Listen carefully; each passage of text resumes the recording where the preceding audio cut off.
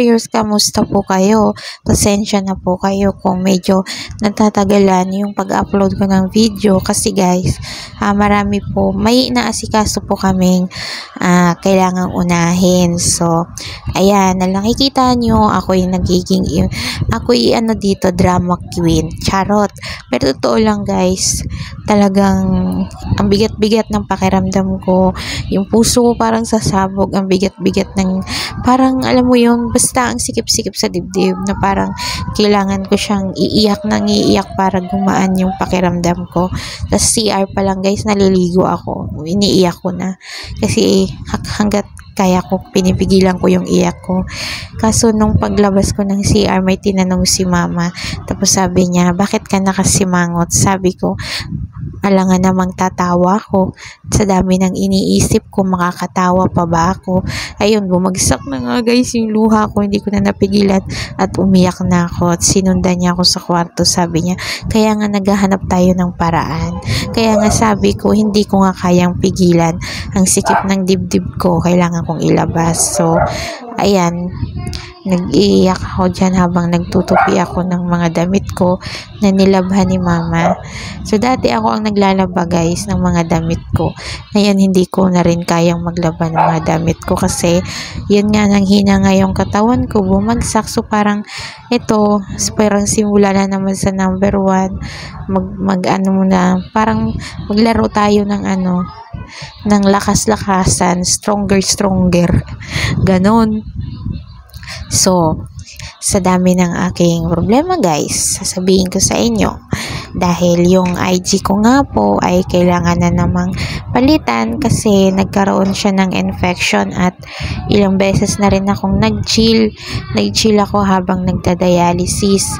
Nag-chill din po ako dito sa bahay. Grabe yung pag-chill ko, talagang hindi ko mapigilan yung panginginig ng katawan ko. Parang ilang minutes din yun, matagal din.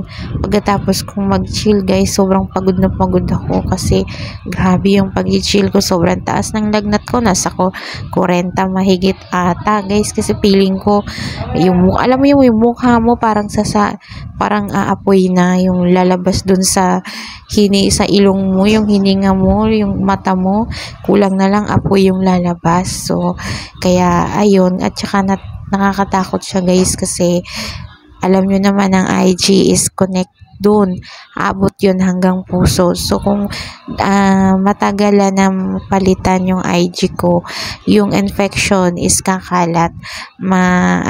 Delikado siya pag umabot na sa puso. Kaya, walang-wala kasi kami ngayon.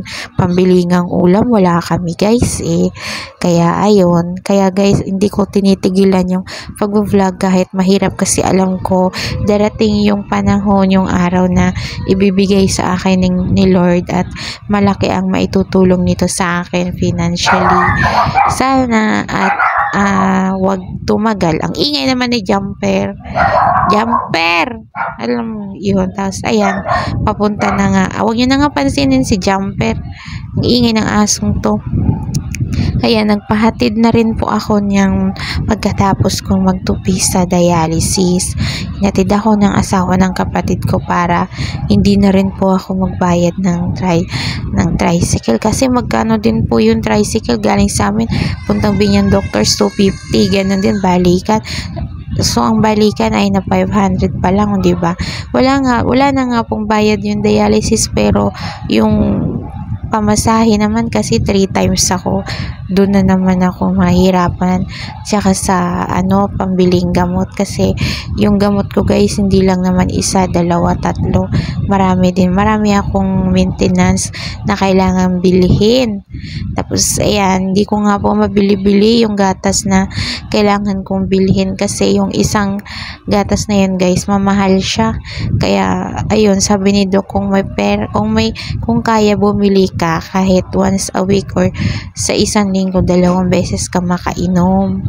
Tapos yun guys, kita nyo sobrang payat ko, as in ang timbang ko ngayon guys is 38.8 na lang ako. Tingnan nyo naman yung balat, yung buto ko parang yung buto ko nabalutan na lang ng balat. Sobrang payat ko guys.